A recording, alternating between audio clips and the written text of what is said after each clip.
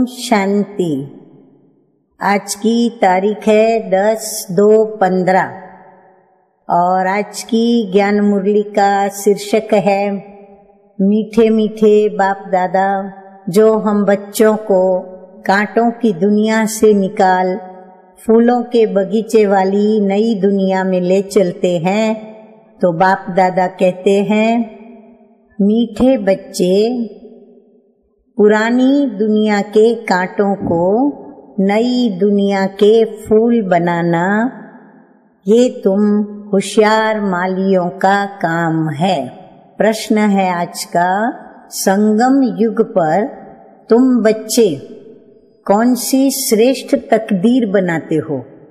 उत्तर है, कांटे से खुशबूदार फूल बनना ये है सबसे श्रेष्ठ तकदीर। अगर एक भी कोई विकार है तो कांटा है। जब कांटे से फूल बनो तब सतो प्रधान देवी देवता बनो। तुम बच्चे अभी 21 पीढ़ी के लिए अपनी सूर्यवंशी तकदीर बनाने आए हो। गीत बजा है आज का, तकदीर जगा कर आई हूँ, तकदीर जगा कर आई हूँ, मैं एक नई दुनिया बसा कर लाई हूँ। ओम शांति। बाबा कहते हैं कि गीत बच्चों ने सुना। अब ये तो कॉमन गीत है क्योंकि तुम हो माली, बाप है बागबान। अब मालियों को कांटों से फूल बनाना है। ये अक्षर बहुत क्लियर है। भक्त आए हैं भगवान के पास। ये सब भक्तियां हैं ना। अब ज्ञान की पढ़ाई पढ़ने बाप के पास सब बच्चे आए हैं। इस राज योग की पढ़ाई से ही नई दुनिया के तुम मालिक बनते हो। तो भक्तियां कहती हैं, हम तकदीर बनाकर आए हैं, नई दुनिया दिल में सजा कर लाए हैं। बाबा भी रोज कहते हैं कि स्वीट होम और स्वीट राजाई को याद करो। आत्मा को याद करना है। हर एक सेंटर पर कांटों से फूल बच्चे बन रहे हैं। फूलों में भी नंबरवार होते हैं ना। शिव के ऊपर फूल चढ़ाते, कोई कैसा फूल चढ़ाते, कोई कैसा। गुलाब के फूल और अक के फूल में रात दिन का फर्क है। ये भी बगीचा है। कोई मोतियों के फूल है, कोई चंपा के हैं, कोई रतन ज्योत हैं, कोई अक के भी हैं। बच्चे जानते हैं कि इस समय सब है कांटे। ये दुनिया ही कांटों का जंगल है। इनको बनाना है नई दुनिया के फूलों का बगीचा। इस पुरानी दुनिया में है कांटे। तो गीत में भी कहते हैं कि हम बाप के पास आए हैं पुरानी दुनिया के कांटे से नई दुनिया का फूल बनने। जो बाप नई दुनिया स्थापन कर रहे हैं, कांटे से फूल अर्थात देवी देवता बनना है। गीत का अर्थ कितना सहज है। हम आए हैं तकदीर जगाने नई दुनिया के लिए। नई दुनिया है सतयुग। कोई सतो प्रधान तकदीर है, कोई की रजो तो कोई की तमो है। कोई सूर्यवंशी राजा बनते हैं, कोई प्रजा बनते हैं, कोई प्रजा के भी नौकर चाकर बनते हैं। ये नई दुनिया की राजाई स्थापन हो रही है। स्कूल में तकदीर जगाने जाते हैं ना, तो बाबा कहते हैं यहाँ भी सभी बच्चे आए हैं परमपिता परमात्मा की इस रूहानी स्कूल में। तो सभी यहाँ पर अपनी तकदीर जगा रहे हैं। और बाबा नई दुनिया की राजधानी स्थापन कर रहे हैं, तो बाबा बता रहे हैं कि वहां पर भी राजा रानी, उनका परिवार, फिर प्रजा, प्रजा में भी शाहूकार प्रजा, गरीब प्रजा, फिर उनके नौकर चाकर, तो ये सारी राजधानी है। अब जितना जो पुरुषार्थ करके अपनी तकदीर बनाए, यहाँ तो है नई दुनिया की बात। इस पुरानी दुनिया में क्या तकदीर बनाएंगे? तुम भविष्य नई दुनिया में देवता बनने की तकदीर बना रहे हो। जिन देवताओं को सभी नमन करते आए, हम ही सो देवता पूज्य थे, फिर हम ही पुजारी बने हैं। 21 जन्मों का वर्षा बाप से मिलता है, जिसे 21 पीढ़ी कहा जाता है। पीढ़ी वृद्धावस्था को कहा जाता है। बाप 21 पीढ़ी का वर्षा देते हैं, क्योंकि युवावस्था में व बचपन में या बीच में अकाले मृत्यु वहां कभी होता नहीं, इसलिए उसको कहा जाता है अमर लोक।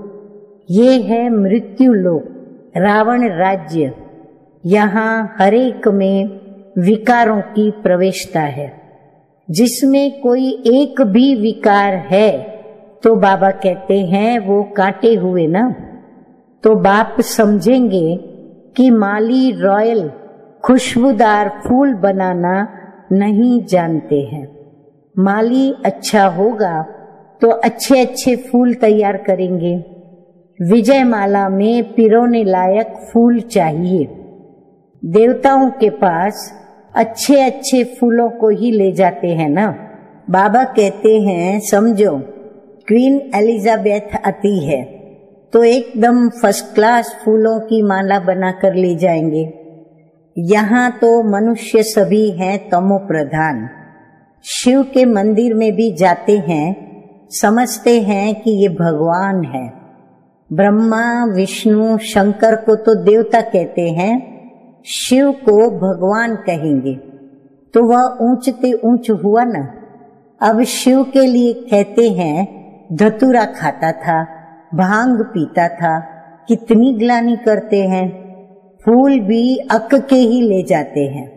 अब ऐसा परम पिता परमात्मा उनके पास देखो ले क्या जाते हैं। तमो प्रधान कांटों के पास तो फर्स्ट क्लास फूल ले जाते हैं, और शिव के मंदिर में देखो क्या ले जाते हैं। दूध भी देखो कैसा चढ़ाते हैं। 5% दूध, बाकी 95% पानी। भगवान के पास दूध कैसा चढ़ाना चाहिए जानते तो कुछ भी नहीं। अब तुम अच्छी रीति जानते हो, तुम्हारे में भी नंबरवार हैं। जो अच्छा जानते हैं उनको सेंटर का हेड बनाया जाता है। सब तो एक जैसे नहीं होते। भले पढ़ाई एक ही है, मनुष्य से देवता बनने की ही एम ऑब्जेक्ट है, परंतु टीचर तो नंबरवार है ना। विजय माला में आने का मुख्य आधार है पढ़ाई। अब बाबा माला का जिक्र करते हुए माला में कितने दाने होते हैं, किस आधार पर माला में आते हैं, उनके लक्षण क्या होते हैं, वो बाबा बता रहे हैं। तो बाबा कहते हैं विजय माला में आने का मुख्य आधार है पढ़ाई। पढ़ाई तो एक ही होती है, उसमें पास तो नंबरवार होते हैं ना। सारा मदार पढ़ाई पर है। कोई तो विजय माला के 8 दानों में आते हैं, कोई 108 में आते हैं, और कोई 16,108 में आते हैं। ये भी जैसे सिजरा बनाते हैं ना, जैसे झाड़ का भी सिजरा निकलता है। पहले पहले 1 पत्ता, फिर 2 पत्ते, जैसे झाड़ का भी सिजरा निकलता है।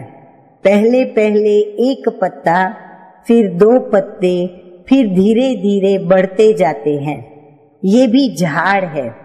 बिरादरी होती है, जैसे कृपलानी बिरादरी, ऐसे आदि आदि अनेक नाम से बिरादरियां। तो वो सब हैं हद की बिरादरियां और ये है बेहद की बिरादरी। अब इनका पहले पहले कौन है? प्रजापिता ब्रह्मा। उनको कहेंगे ग्रेट ग्रेट ग्रैंडफादर, परंतु ये सभी को पता नहीं है। मनुष्य मात्र जरा भी नहीं जानते कि सृष्टि का रचयिता कौन है। बिल्कुल अहिल्या जैसे पत्थर बुद्धि है। ऐसे जब बन जाते हैं तब ही बाप सृष्टि पर आते हैं। आगे बाबा कहते हैं कि तुम यहाँ आए हो अहिल्या बुद्धि से पारस बुद्धि बनने, तो नॉलेज भी धारण करनी चाहिए ना। बाप को भी पहचानना चाहिए और पढ़ाई का भी ख्याल करना चाहिए। समझो आज आए हैं, कल अचानक शरीर छूट जाता है, फिर क्या पद पा सकेंगे? नॉलेज तो कुछ भी उठाई नहीं, कुछ भी सीखे नहीं, तो क्या पद पाएंगे? तो बाबा कहते हैं दिन प्रतिदिन जो देरी से शरीर छोड़ते हैं उनको टाइम तो थोड़ा मिलता है, क्योंकि टाइम तो कम होता जाता है, पर उसमें जन्म लेकर क्या कर सकेंगे? हाँ, तुम्हारे से जो जाएंगे तो कोई अच्छे घर में जन्म लेंगे, संस्कार ले जाते हैं तो वो आत्मा झट जाग जाएगी, शिव बाबा को याद करने लगेगी। संस्कार ही नहीं पड़े हुए होंगे तो कुछ भी नहीं होगा। इसको बहुत महीनता से समझना होता है। बाबा कहते हैं कि माली अच्छे अच्छे फूलों को ले आते हैं तो उनकी महिमा भी गाई जाती है। फूल बनाना तो माली का काम है ना। ऐसे बहुत बच्चे हैं जिनको बाप को याद करना आता ही नहीं है। बाबा कहते हैं बाप को याद करना ही नहीं आता है। अब ये भी तकदीर के ऊपर है ना, तकदीर में नहीं है तो कुछ भी समझते नहीं। तकदीरवान बच्चे तो बाप को यथार्थ रीति पहचान कर उन्हें पूरी रीति याद करेंगे। बाप के साथ साथ नई दुनिया को भी याद करते रहेंगे। गीत में भी कहते हैं ना कि हम नई दुनिया के लिए नई तकदीर बनाने के लिए आए हैं। 21 जन्म के लिए बाप से राज्य भाग्य लेना है। इस नशे और खुशी में रहें तो ऐसे ऐसे गीत का अर्थ इशारे से समझ जाए। स्कूल में भी कोई की तकदीर में नहीं होता है तो फेल हो पड़ते हैं। अब ये तो बहुत बड़ा इम्तिहान है, क्योंकि भगवान खुद बैठ पढ़ाते हैं और ये नॉलेज सभी धर्म वालों के लिए है। बाप कहते हैं अपने को आत्मा समझ मुझ बाप को याद करो। तुम जानते हो किसी भी देहधारी मनुष्य को भगवान नहीं कह सकते। ब्रह्मा विष्णु शंकर को भी भगवान नहीं कहेंगे, वह भी सूक्ष्म वतनवासी देवताएं हैं। और यहाँ सृष्टि पर है मनुष्य, यहाँ देवताएं नहीं हैं। ये है मनुष्य लोक, ये लक्ष्मी नारायण आदि दैवी गुण वाले मनुष्य हैं, जिसको डिटिज्म कहा जाता है। सतयुग में सभी देवी देवताएं हैं। सूक्ष्म वतन में है ही ब्रह्मा विष्णु और शंकर। फिर बाबा कहते हैं कि गाते भी हैं कि ब्रह्मा देवताय नमः, विष्णु देवताय नमः, शंकर देवताय नमः। फिर कहेंगे शिव परमात्माय नमः। शिव को देवता नहीं कहेंगे और मनुष्य को फिर भगवान नहीं कह सकते। तो बाबा कहते हैं 3 फ्लोर है ना, यानी 3 दुनियाएं हैं, त्रिलोक है ना। तो हम हैं तीसरे लोक में, अर्थात परम धाम में। सतयुग के जो दैवी गुण वाले मनुष्य हैं वही फिर आसुरी गुण वाले बन जाते हैं। माया का ग्रहण लगने से वे काले हो जाते हैं। जैसे चंद्रमा को भी ग्रहण लगता है ना, तो वो है हद की बातें और ये है बेहद की बातें। ये बेहद का दिन और बेहद की रात है। गाते भी हैं ब्रह्मा का दिन और ब्रह्मा की रात। तुमको अभी एक बाप से ही पढ़ना है, बाकी जो कुछ भी पढ़ा हुआ है बाबा कहते हैं सब कुछ भूल जाना है। बाप द्वारा पढ़ने से तुम नई दुनिया के मालिक बनते हो। ये सच्ची सच्ची गीता पाठशाला है। पाठशाला में हमेशा रहते नहीं। मनुष्य समझते हैं कि भक्ति मार्ग भगवान से मिलने का मार्ग है। जितना बहुत भक्ति करेंगे तो भगवान राजी होगा और आकर के फल देगा। अब ये सब बातें तुम ही अभी समझते हो। भगवान एक है जो फल अभी दे रहे हैं। जो पहले पहले सूर्यवंशी पूज्य थे उन्होंने ही सबसे जास्ती भक्ति की है और वही यहाँ आएंगे। तुमने ही पहले पहले शिव बाबा की अव्यभिचारी भक्ति की है तो जरूर तुम ही पहले पहले भक्त ठहरे। फिर बाद में गिरते गिरते तमो प्रधान बन जाते हो। आधा कल्प तुमने भक्ति की है, इसलिए तुमको ही पहले ज्ञान देते हैं और फिर तुम्हारे में भी नंबरवार है। बाबा कहते हैं तुम्हारी इस पढ़ाई में ये बहाना नहीं चल सकता कि हम दूर रहते हैं इसलिए रोज पढ़ नहीं सकते। कोई कहते हैं हम 10 माइल दूर रहते हैं।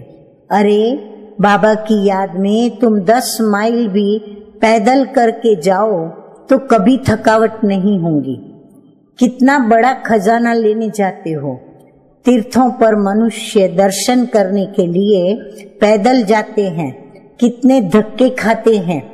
यह तो एक ही शहर की बात है। बाप कहते हैं मैं इतना दूर से आया हूँ, तुम कहते हो घर 5 माइल दूर है। वाह, खजाना लेने के लिए तो दौड़ते आना चाहिए। अमरनाथ पर सिर्फ दर्शन करने के लिए कहाँ कहाँ से जाते हैं और यहाँ तो अमरनाथ बाबा स्वयं पढ़ाने आए हैं। तुमको विश्व का मालिक बनाने आया हूँ और तुम बहाना करते रहते हो। सवेरे अमृत वेले तो कोई भी आ सकते हैं, उस समय कोई डर भी नहीं है, कोई तुमको लूटेंगे भी नहीं। अगर कोई चीज जेवर आदि होंगे तो छीनेंगे। चोरों को चाहिए ही धन और पदार्थ, परंतु किसकी तकदीर में नहीं है तो फिर बहाने बहुत बनाते हैं। इसीलिए हर एक अपने से पूछे कि कहीं हम उस लाइन में तो नहीं हैं। पढ़ते नहीं हैं तो अपना पद गंवाते हैं। बाप आते ही हैं भारत में ही, भारत को ही स्वर्ग बनाते हैं। सेकंड में जीवन मुक्ति का रास्ता बताते हैं, परंतु कोई पुरुषार्थ भी तो करे ना। कदम ही नहीं उठाएंगे तो पहुंच कैसे सकेंगे। हाँ, इसीलिए बाबा हमेशा कहते हैं कि हिम्मते बच्चे तो मददे बाप। तो तुम बच्चे समझते हो कि ये है आत्माओं और परमात्मा का मेला। बाप के पास आए हैं स्वर्ग का वर्षा लेने। नई दुनिया की स्थापना हो रही है। स्थापना पूरी हुई और विनाश शुरू हो जाएगा। ये वही महाभारत की लड़ाई है ना। अच्छा, मीठे मीठे सिकिलधे बच्चों प्रति माता पिता बाप दादा का याद प्यार और गुड मॉर्निंग। रूहानी बाप की रूहानी बच्चों को नमस्ते। हम रूहानी बच्चों का रूहानी बाप दादा को याद प्यार गुड मॉर्निंग और नमस्ते नमस्ते। और अभी हम सुनेंगे धारणा के लिए मुख्य सार के 2 धारणा बिंदु नंबर 1 धारणा बिंदु है, बाप जो ज्ञान का खजाना दे रहे हैं उसको लेने के लिए बाबा कहते हैं दौड़ दौड़ कर आना है। इसमें किसी भी प्रकार का बहाना नहीं देना है। बाप की याद में 10 माइल भी पैदल चलने से थकावट नहीं होगी। तो दूर रहने वाले ये कोशिश करें, ट्राई करें और फिर बाबा की याद में चल करके सेवा केंद्र पर पहुंचे। अनुभव करना चाहिए। अच्छा, नंबर 2 धारणा बिंदु है, विजय माला में आने का आधार पढ़ाई है और पढ़ाई पर पूरा पूरा ध्यान देना है। कांटों को फूल बनाने की सेवा करनी है। स्वीट होम और स्वीट राजाई को याद करना है। वरदान सुनेंगे। सतगुरु बाबा का वरदान है आज का, कड़े नियम और दृढ़ संकल्प द्वारा अलबेलेपन को समाप्त करने वाले ब्रह्मा बाप समान अथक भव। ब्रह्मा बाप समान अथक बनने के लिए अलबेलेपन को समाप्त करो। इसके लिए कोई कड़ा नियम बनाओ, दृढ़ संकल्प करो और अटेंशन रूपी चौकीदार सदा अलर्ट रहे तो अलबेलापन समाप्त हो जाएगा। पहले स्व के ऊपर मेहनत करो, फिर सेवा में, तब धरनी परिवर्तन होगी। अभी सिर्फ कर लेंगे हो जाएगा, इस आराम के संकल्पों के डनलप को छोड़ो। डनलप का जो गदेला आता है ना, तो बाबा कहते हैं संकल्पों से जैसे डनलप पर सो जाते हैं। तो बाबा कहते हैं इस आराम के संकल्पों के डनलप को छोड़ो, करना ही है। ये स्लोगन मस्तक में याद रहे तो परिवर्तन हो जाएगा। स्लोगन है आज का, समर्थ बोल की निशानी है, समर्थ बोल की निशानी है, जिस बोल में आत्मिक भाव और शुभ भावना हो, वो है समर्थ बोल। अच्छा, ओम शांति।